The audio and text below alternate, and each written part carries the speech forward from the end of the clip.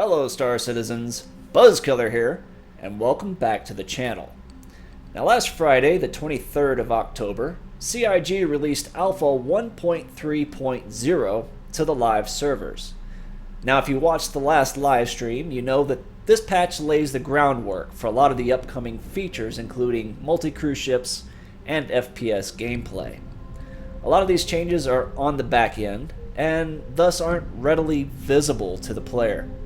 But they have given us some new toys to play with as well. In the hangar, we have a new podium designed to be a loadout selector. So instead of mashing F6 until you get the right outfit you want, now you can select it directly using this feature. The social module and Arc Core have received an update as well. They've added a new under construction Galleria area, and the existing shops have been given a facelift. The biggest change, however, is the inclusion of the Grey Cat PTV. The buggies have been available in hangar for a long time now, but they've also been broken and pretty much undrivable for several months. Well, they fixed them, and they've also thrown them into Arc Core for everyone to enjoy and murder their fellow citizens with. And since we are now capable of being killed, and you likely will be killed several times, we needed a respawn mechanic. So anytime you're run over or fall out of the map, you're sent to one of the back rooms in the medical facility. In Arena Commander, we've been given a full balance pass. To start with, all ships have received a buff to their shields and armor in order to make battles last a bit longer. So hopefully gone are the instant deaths from unseen enemies. The weapons have also been balanced. All energy weapons across the board have received a buff to their projectile velocities. This is because, unlike ballistics, energy weapons do no damage until the target's shields are down. So accuracy is very important.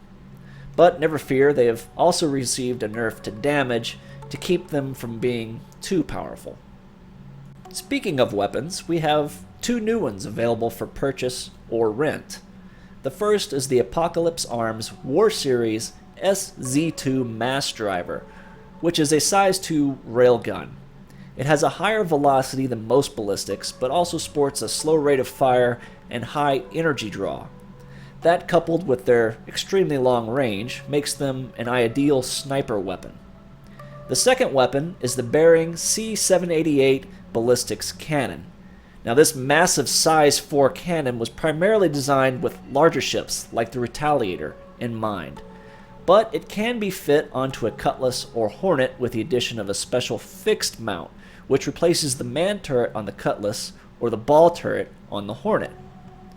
This cannon fires in 3-round bursts, but it has a very low projectile velocity, making it a very difficult weapon to use against fighters. However, larger, slower moving ships will definitely have to watch out. Now the new patch comes with its share of bugs. For example, changing the weapon or shield loadout on your ship can cause you to spawn into the match with a different ship than you intended. Usually you're placed in the first vehicle you pledged for. Now this has led to several interesting ships and even buggies being seen, at least in the single-player versions of Arena Commander.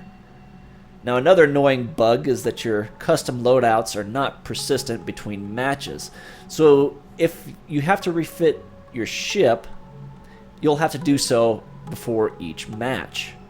That, along with several hangs, freezes, and crashes being reported, makes for a pretty rough patch. However, this is an alpha, so that is to be expected, especially since this is the first patch to bring all the different dev streams into a single build. Well, that about covers the new patch. I hope you enjoyed the video, or at least found it informative. If so, please hit that like or subscribe button. Share the video with your friends and leave any comments below.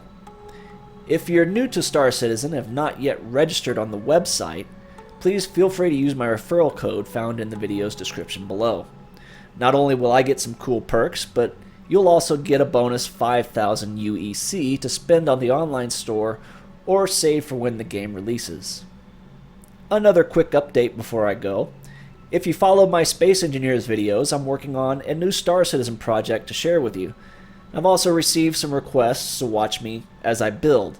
Unfortunately, Steam's built-in streaming doesn't play nice with Space Engineers, at least when I'm playing at 4K, so I'll likely start streaming on Twitch from time to time. So check the description below for my Twitch name and drop on in. It might actually be fun to interact with some of my viewers. Well, I guess that about covers it, so I'll go ahead and sign off. Once again, this has been BuzZz Killer, and I'll see you guys in the verse.